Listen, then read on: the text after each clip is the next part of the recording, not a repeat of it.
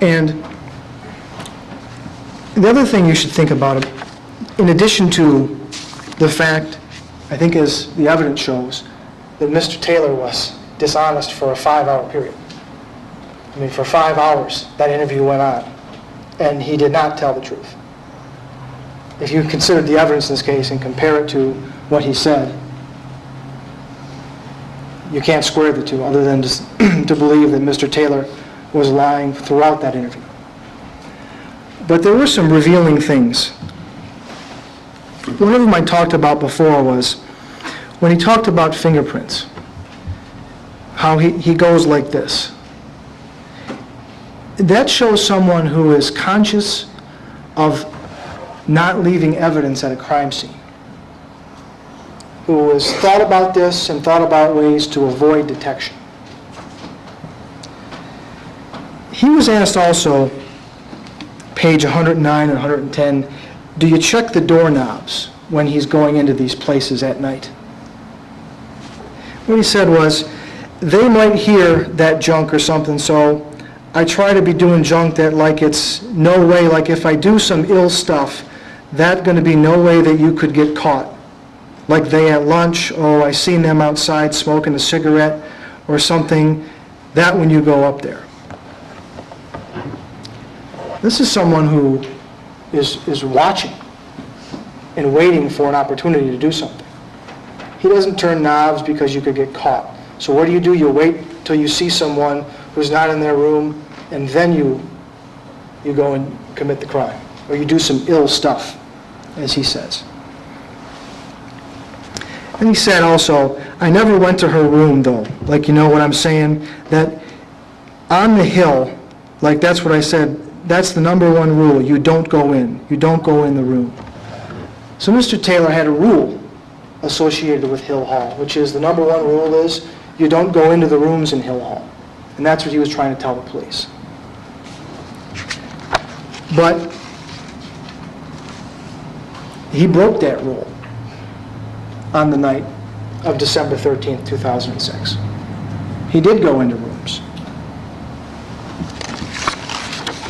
And when you think about this case, and you think about his admitting to going into rooms and stealing things, and his claim that that's what he was doing on this particular night, and then you look at the evidence that's missing,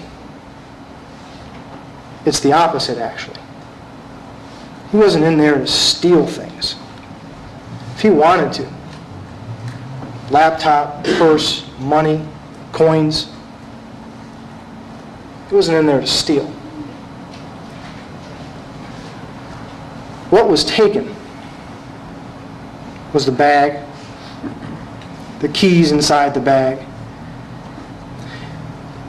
and whatever he ejaculated into. Because if you recall that testimony, the two small spots, the one on the bed sheet and the one on her leg, were two very small areas. The expert serologist in this case said this was not anywhere near the quantity you would expect to see if there was a full ejaculation. So what Mr. Taylor was doing, which is what he talked about with the fingerprints, and with not going into rooms at certain times, was he was trying to cover up what he had done. And that's why he took things with him. So that no one would ever find the underwear that he ejaculated into or the keys that he took. He stole those to permanently deprive anyone of ever having that evidence.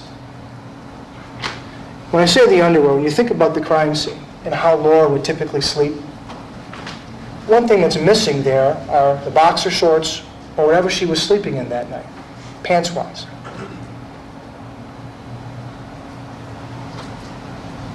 And we know that the remainder of Mr. Taylor's ejaculation, if you will, is not at the crime scene.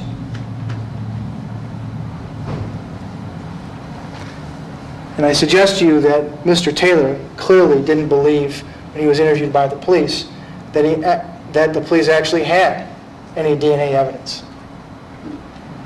He didn't realize, he wouldn't have seen those two small drops, one on the bed sheet, one on her leg.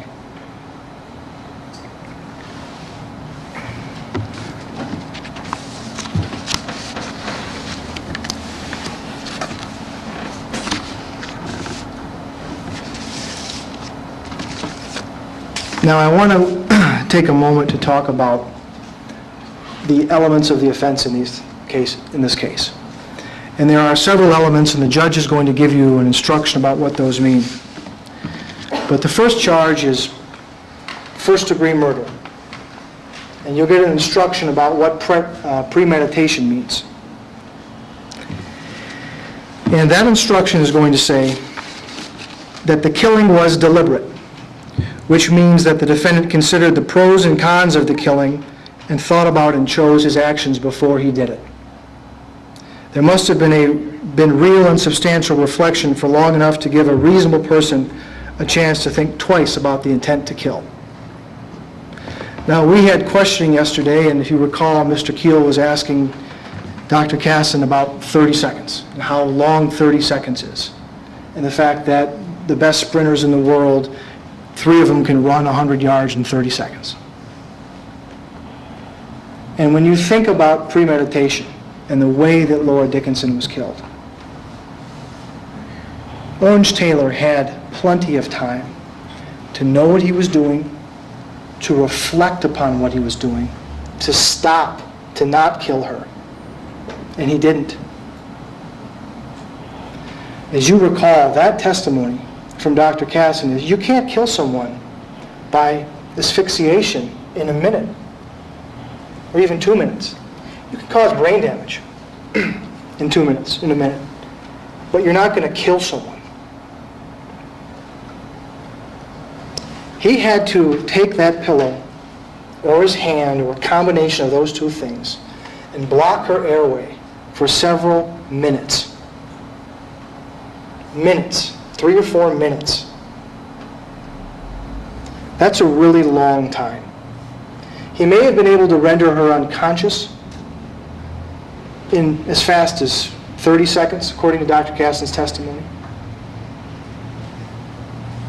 But he is going to have to, when there's no resistance from her anymore, because she's unconscious, continue to apply pressure on her face, on her head, for another 2.5, 3 minutes. And you think about that, how long that is to be applying pressure. This wasn't any accident. This wasn't any mistake. Orange Taylor intended to kill Laura Dickinson, and he acted consistent with that intent by holding that item and blocking her airway.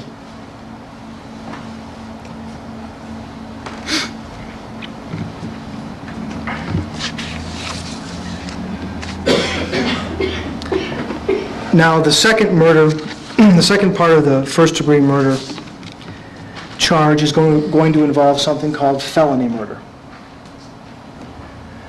Felony murder is a murder, a killing committed during the course of other felonies.